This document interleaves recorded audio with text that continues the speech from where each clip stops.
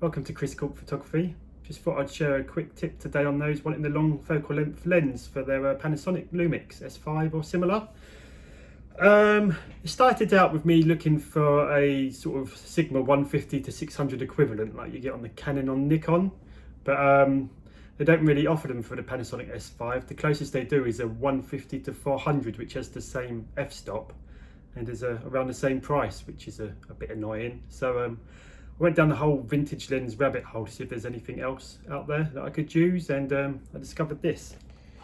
It's a Tamron SP 55mm 500mm mirrored lens. It's from 1981, just like me. And yeah, I've been pretty pleased with it. I mean, it cost me £8 on eBay, so it's a bit different to 700. They do have some drawbacks, and like you get the donut bokeh, which is caused by if you have a shallow depth of field on a telephoto, or long focal length should I say.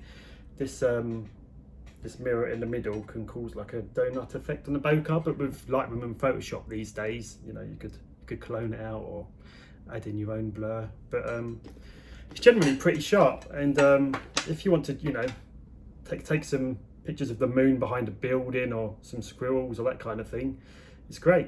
You know, I love it. It'll probably tide me over for a year or two, and hopefully by then there'll be a longer focal length lens out.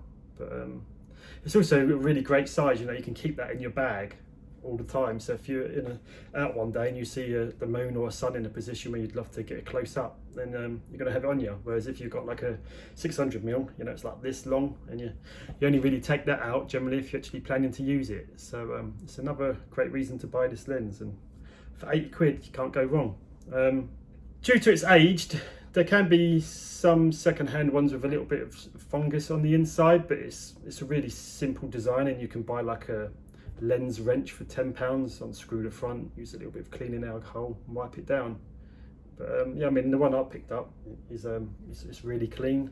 I did have to give it a little bit of a fungus wipe, but it was still taking good photos without doing that. But a bit of a perfectionist. But you know, got this lens and this leather case, and I keep it on me all the time now. So you did get some naysayers who say, oh, mirrored lens, oh, they're terrible to focus, oh, they're really hard, blah blah blah, you know, shallow contrast. But as long as you use the lens hood when you take some photos, I mean, the contrast is a little bit softer, but you know, a little adjustment in Lightroom, and it's back up there with modern lenses really, and the sharpness is really good as well.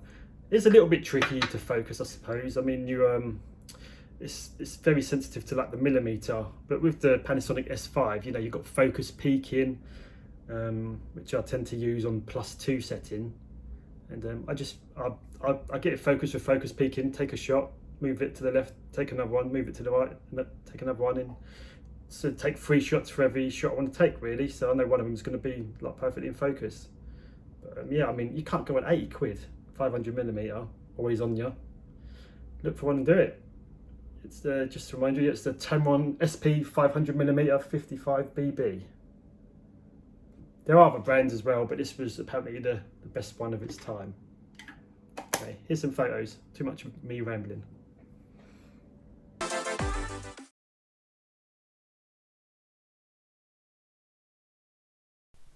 With regards to the focus peaking, just wanted to clarify what I meant. So you basically turn the focus dial until the focus peaking highlights on the screen. Take your shot, and then you move it a millimeter to the left, take a shot, then a millimeter to the right, take a shot, millimeter to the right again, take another shot.